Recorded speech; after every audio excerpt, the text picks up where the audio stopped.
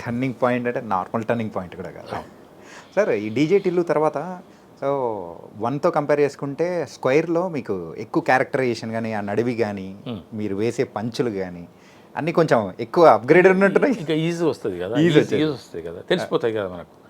First దాంట్లో అంటే మనకు అదే ఆయన సిద్ధి ఎవరో మనకు తెలియదు, ఆ డైరెక్టర్ తెలియదు, ఎవరు తెలియదు. ఆ తర్వాత మనం సెకండ్కి వచ్చేటప్పటికి అది ఫస్ట్ బాగా హిట్ అయిందన్న సంగతి తెలుసు, దీన్ని ఇంకా కొంచెం ఇంప్రూవైజ్ చేయాలి, ఇక అంత మనకు కొంచెం నార్మల్ అయిపోతుంది కదా, కాబట్టి ఇంకా కొంచెం ఈజీ ఎక్కువ అయిపోయింది. సిద్ధు గారితో ఎలా ఉంది సార్? ఎవరైనా ఆర్టిస్టే సార్. ఓకే. అక్కడ రాగద్వేషాలు ఉండవు, అనుబంధాలు ఉండవు. అంటే ఫస్ట్ ఆఫ్ ఆల్ నేను ఉంచుకోను, నాకెవరు ఫ్రెండ్స్ ఉంటారు సార్, నేను ఎవరితో ఫ్రెండ్షిప్ చేయను. నేను కొంచెం కఠినంగా మాట్లాడతా. కఠినంగా అంటే వాస్తవం ఎప్పుడైనా కఠినంగానే ఉంటుంది, నిజం చాలా చేదుగా ఉంటుంది అని చెప్పేసి అంటారు కదా.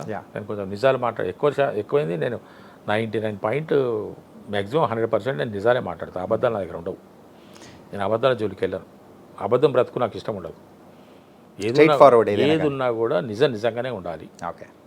కష్టమైన ఇబ్బంది అయినా నిజంగానే ఉండాలి అని చెప్పేసి అని భావించే వ్యక్తిని కాబట్టి నేను కొంచెం చూడటం కూడా నేను కొంచెం కఠినంగానే కనపడతా. కాబట్టి నాకెవరు దగ్గరగా ఉండరు, నేను ఎవరి దగ్గరికి పోను. అండ్ ఈ లడ్డు గాని పెళ్ళి ఎప్పుడు సార్? మ్యాడ్ మ్యాక్స్లో లడ్డు గాని పెళ్ళి మొత్తం ధూమ్ధామ్. మ్యాడ్ స్క్వేర్లో లడ్డు పెళ్ళిదే మొత్తం కథ అంతా. ఆ సాంగ్ రిలీజ్ అయ్యేటప్పటికి మీ క్యారెక్టరైజేషన్ ఎలా ఉంటుందని వీఆర్ వెయిటింగ్. బాగుంటుంది. ఈ మ్యాడ్లో సో మీ క్యారెక్టర్ అనేది కూడా out of the box sir. So ఏంటది, దాని కథ ఏంటి అసలు? ఎక్స్పెక్ట్ చేయలేదు. మార్చి 29కి రిలీజ్ మ్యాడ్ స్క్వేర్లో. నేను అడిగేది మ్యాడ్ గురించి సార్. ఆ మ్యాడ్లో సో మీ క్యారెక్టర్ అనేది అంటే అక్కడున్న మెయిన్ ఆర్టిస్ట్ల వాళ్ళ ఫాదర్ అట్లా అనుకుంటాం అయితే, కానీ ఇది అవుట్ ఆఫ్ ద బాక్స్ వచ్చేసి ఇది చిన్న అతుకు, ఇది ఒక చిన్న ప్యాచ్. ఇది ఎలాగంటే కళ్యాణ్ శంకర్ గారు డైరెక్టర్ గారికి ఆ డీజే టిల్లులో నా పర్ఫార్మెన్స్ చూసి, నా యొక్క కామెడీ చూసి ఆయనకు బాగా నచ్చి ఈ సినిమా మ్యాడ్ ఆయన పట్టాల మీదకి ఎక్కించింది అప్పటికే. అబ్బా నాకు ఈ సారథి ఒక ఉంటే బాగుంటుండే కదా అని చెప్పేసి అని ఆ పాత్ర లేకపోయినా కూడా లడ్డు కానీ ఫాదర్ పాత్ర క్రియేట్ చేసి దాన్ని నన్ను చూపించాడు. ఆయన ఇంట్రెస్ట్తోని, ఆయనకు నా మీద ఉన్నటువంటి ఇష్టంతో చేసిన పని. మీరు చేసిన ఇంకో సృష్టి కూడా ఏంటంటే సో అక్కడ ఆ మూవీలో యాంటోనీ అంటే దేంతో అనే ఎక్స్ప్రెషన్ కూడా సో మీమ్స్లో కానీ ఎన్నిసార్లు అంటే కొన్ని అట్లా కుదురుతాయి సార్ అవి. ఓకే. కొన్ని కుదురుతాయి, కొన్ని ఆటోమేటిక్గా యథాలాభంగా వచ్చేస్తాయి. ఈ బలగం మూవీ టైంలో కూడా సో ఆ నారాయణ పాత్రకి మిమ్మల్ని వద్దు అని కూడా అన్నారని విన్నాము. ఇది ఎంతవరకు నిజం? నేను కూడా విన్నాను. అయితే ఈ బలగం పాత్రకు కూడా ఈ పిట్టకథలే లింకు. ఓకే.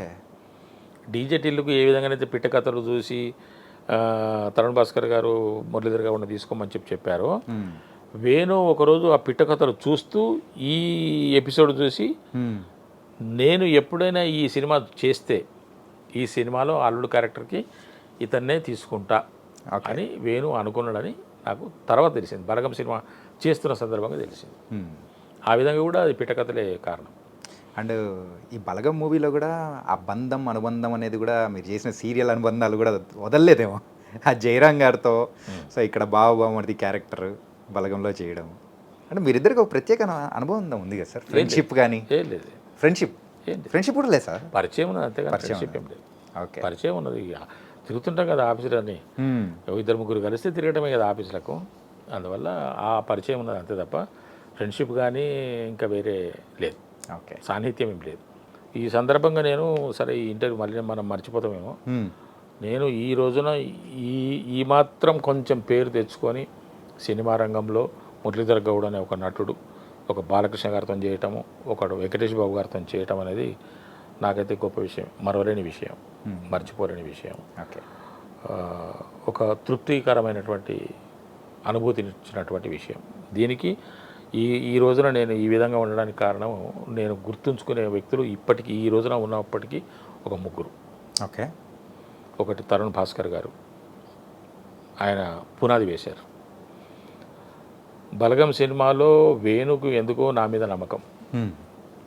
అన్న మీరు ఎప్పటికీ అన్న ఈ సినిమా రిలీజ్ అయిన తర్వాత మీకు ఇంకా తిరుగుండదన్న, ఆరోగ్యం ఒకటి మీరు జాగ్రత్త చూసుకోండి, మీరు ఒక దశాబ్ద కాలం పాటు మీరు బిజీ ఆర్టిస్ట్గా ఉంటారు అని చెప్పేసి అని ఒక ఆశీపూర్వకమైనటువంటి అభినందన తెలిపి మనసులో ఉన్నటువంటి మాటను చెప్పి నువ్వు నాకు ఎప్పుడు కారులో కనపడాలన్నా నువ్వు అంటే మనం నడుచుకుంటూ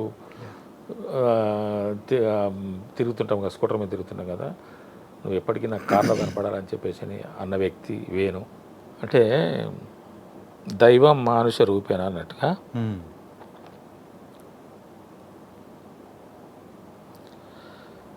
ఒక మనిషి ఎదుగుదలకు కొంతమంది కారణమవుతారు. అలాగా అనిల్ రావుపూడి గారు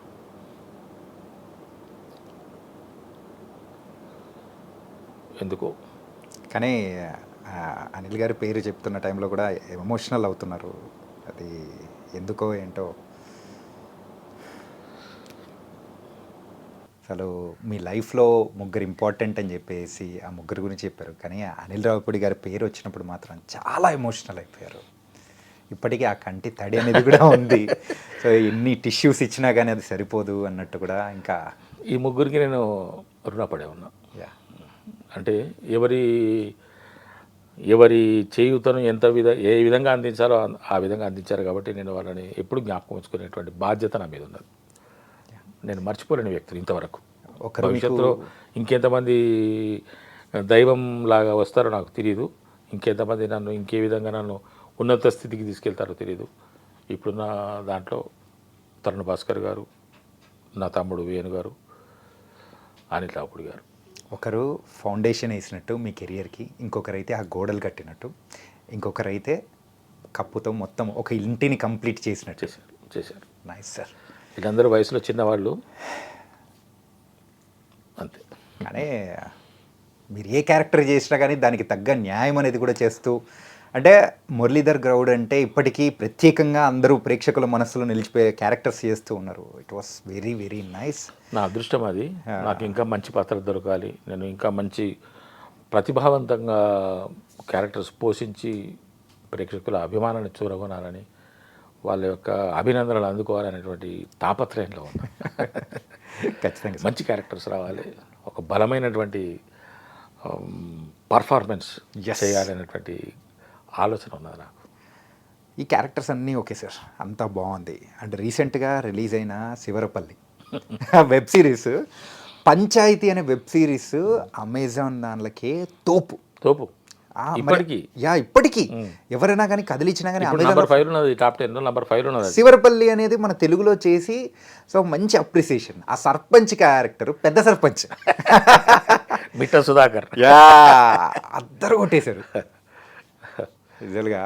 అంటే చాలా మందికి కూడా డౌట్లు ఉంటాయి, ఈవెన్ వాళ్ళకు కూడా ఏమన్నా ఏంటంటే ఆ పంచాయత్ సిరీస్ అది కూడా ఈవెన్ రాగ్మయుడితో నేను ఇంటర్వ్యూ చేసేటప్పుడు కూడా అన్నాడు అదొక క్లాసిక్, దాన్ని టచ్ చేయాలన్నా కానీ ఒక నిమిషం భయం అనిపించింది. కానీ అండ్ దాని తర్వాత తమిళ్లో కూడా తీశారు. తమిళ్లో వాళ్ళు అనుకున్నంత అప్రిసియేషన్ అనేది తమిళ తర్వాత తెలుగు. అవునా? ఓకే. అప్రిసియేషన్ అనేది కూడా అక్కడి నుంచి రాలేకపోయింది. కానీ తెలుగులోకి వచ్చేటప్పటికి మాత్రం కొంచెం అనిపించింది. అయినా కానీ ఇక్కడున్న నేటివిటీకి తగ్గట్టు పర్ఫెక్ట్ న్యాయం చేసేసారని చెప్పేసి నిజంగా మేము కూడా చాలా బాగా ఎంటర్టైన్ అయ్యాం సార్. అంతగా ఇదంతా మీ పక్క. ఓకే. మీరు అంటే ఆ యొక్క ప్రేక్షకుల పక్క, వ్యూవర్స్ పక్క. మేము నా వైపుకి వస్తే ఈ సినిమా సార్ పంచాయత్ అనే ఒక డిఓపి గారు నాకు ఫోన్ చేశారు, ఇప్పుడు కాదు లాంగ్ బ్యాక్. ఓకే సార్, ఒక పంచాయత్ అని ఒక వెబ్ సిరీస్ ఉన్న సార్ హిందీలో, మీరు ఒకసారి చూడండి. దాంట్లో ఒక సర్పంచ్ క్యారెక్టర్ ఉంటుంది. యాక్చువల్గా సర్పంచ్ లేడీ, కానీ ఆమె భర్తనే సర్పంచ్గా ట్రీట్ అవుతుంటాడు, ఆయనే పూర్తిగా నడిపిస్తుంటాడు వ్యవహారం అంతా. ఆ క్యారెక్టర్కి మిమ్మల్ని అనుకుంటున్నాము, మీరే నాకు కావాలని నాకు అనిపించింది. డైరెక్టర్ ఏమో ఫలానా ఆయన యూఎస్లో ఉంటాడు. ఇది టాక్స్ జరుగుతున్నాయి. ఈ ప్రాజెక్ట్ కనుక మన చేతికి వస్తే డైరెక్టర్ గారు వస్తారు, అప్పుడు ఫుల్ డీటెయిల్స్ మాట్లాడుకుందాము. జస్ట్ మీకు నేను హింట్ ఇస్తున్నాను, మీరు ఒకసారి ఆ వెబ్ సిరీస్ చూడండి, ఆ సర్పంచ్ క్యారెక్టర్ని మీరు ఒకసారి గమనించండి, పరిశీలించండి అన్నాను. సరే సార్ అన్నాను.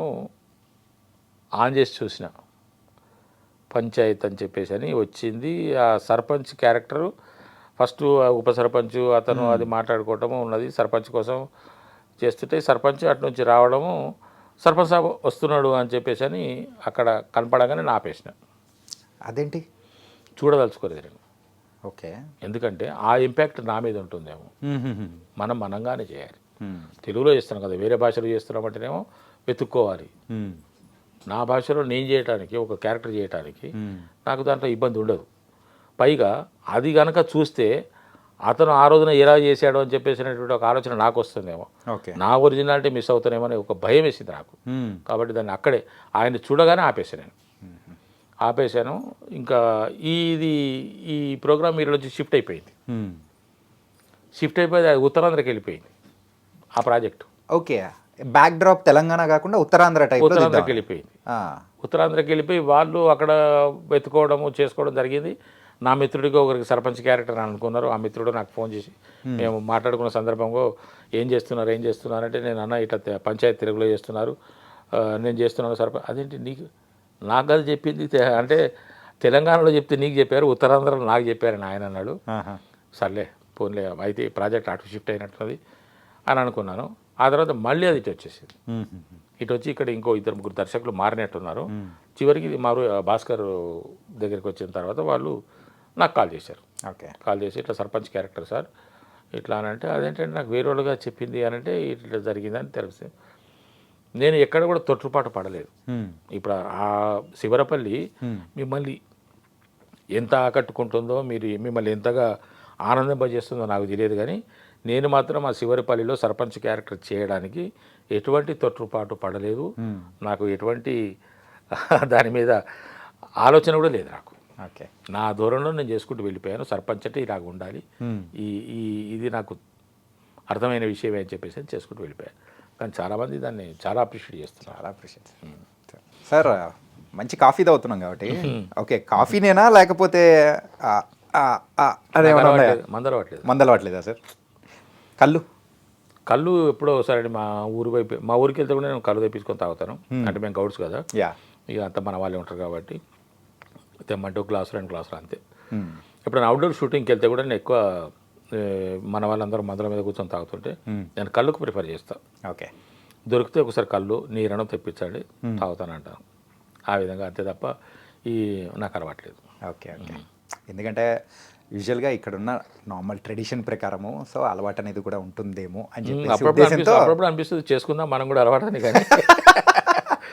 కానీ మరి ఈ సిగరెట్ అలవాటు కూడా నాకు ఒకప్పుడు కాల్చేవాడిని అప్పుడప్పుడు. ఇప్పుడు లేదు, అది కూడా లేదు. ఇప్పుడు ఎప్పుడైనా సినిమాకు సందర్భించి అవసరం పడితే ఒక బీటో సిగరెట్ కాల్చారు సార్ అంటే కాలుస్తారు. ఓకే. మరి దావత్ అంటే ఏం చేసుకుంటారు సార్?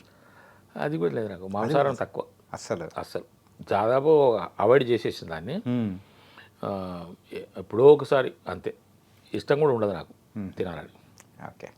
అండ్ శివరపల్లిలో మీరు చేసిన క్యారెక్టరైజేషన్ కొంచెం సెటిల్డ్గా అట్లా అనిపిస్తుంది, కాకపోతే ఇంకా కొంచెం ఎక్స్పెక్ట్ చేయొచ్చేమో అని కూడా అనిపిస్తుంది.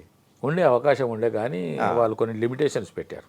ఓకే సార్ ఇది ఇంతవరకే ఉండాలి అని చెప్పేసి. లేకుంటే నేను కొన్ని సిచ్యువేషన్స్లో కొన్ని సందర్భాల్లో నేను కొంచెం ఇంకా బాగా చేయాలని నాకు అనిపించింది యాజ్ ఎన్ ఆర్టిస్ట్. కానీ ఆ డైరెక్టర్ గారు వాళ్ళకు ఉన్నటువంటి పరిధుల్లో మరి కొంచెం ఇది ఇంతనే ఉండాలి సార్ అని చెప్పేసి అనడం. సెకండ్ సీజన్ ఉన్నదిగా చూసుకుందాం, అప్పుడు చూసుకుందాం. అక్కడ మాత్రం లిమిటేషన్స్ ఏమి ఉండవు అని అడుగుదాం అనుకుంటున్నాను. ఎందుకంటే మన నేటివిటీ వేరు. ఇప్పుడు అది హిందీ, అక్కడ నేటివిటీ వేరు, వాళ్ళ ఆచారాలు వేరు, వాళ్ళ యొక్క వ్యవహారాలు వేరు. తెలుగులో మనకు తగ్గట్టుగా మనం చేసుకోవాలి. సిచ్యువేషన్ అదే ఉంటుంది, కంటెంట్ అదే ఉంటుంది, విషయం అంతా అదే ఉంటుంది, కానీ చెప్పుకునే విధానంలో మనం తేడా చూపించవచ్చు కదా. కాబట్టి ఆ విధంగా చేద్దామని నాకు అనిపిస్తున్నది. అడుగుతాను డైరెక్టర్ గారిని, మరి ఏమంటారు చూద్దాం. సార్ మీ ఆన్ స్క్రీన్ పేరు మాత్రం బాగుంది సార్, మీరు రూప గారు. అంటే హిట్ పేరు లాగా అట్లా సెట్ అయిపోయారు సార్ అనుకుంటున్నారు. అంటే ఇంకా నెక్స్ట్ రాబోతున్న మూవీస్ ఏంటి సార్? ఇప్పుడు నేను కంప్లీట్ చేసిన సినిమాలో ఒక 5-6 సినిమాలు కంప్లీట్ చేస్తున్నాను. రేపు మార్చిలో 2 సినిమాలు రిలీజ్ అవుతున్నాయి, ఏప్రిల్లో ఇంకా 2 సినిమాలు రిలీజ్ అవుతున్నాయి. కొత్తగా 2 సినిమాలు మొన్న చేశాను, అవి కంప్లీట్ అయినాయి, కానీ అంటే ఇంకా పూర్తి దశలో కాలేదు. ఓకే. ఇప్పుడు నేను చెప్పిన 6-7 సినిమాలు ఫస్ట్ కాపీ రెడీ అయ్యింది, రెడీ టు రిలీజ్. 2 సినిమాలు మొన్ననే కంప్లీట్ చేశాను. ఇప్పుడు ఒక 3 సినిమాలు ఈ నెలాఖరులో, ఒకటి నెక్స్ట్ మంత్లో 2 స్టార్ట్ అవుతున్నాయి. తర్వాత ఒక వెబ్ సిరీస్ కూడా మార్చిలో ఉంటుంది. మార్చిలో డేట్ కుదరకపోతే ఏప్రిల్లో.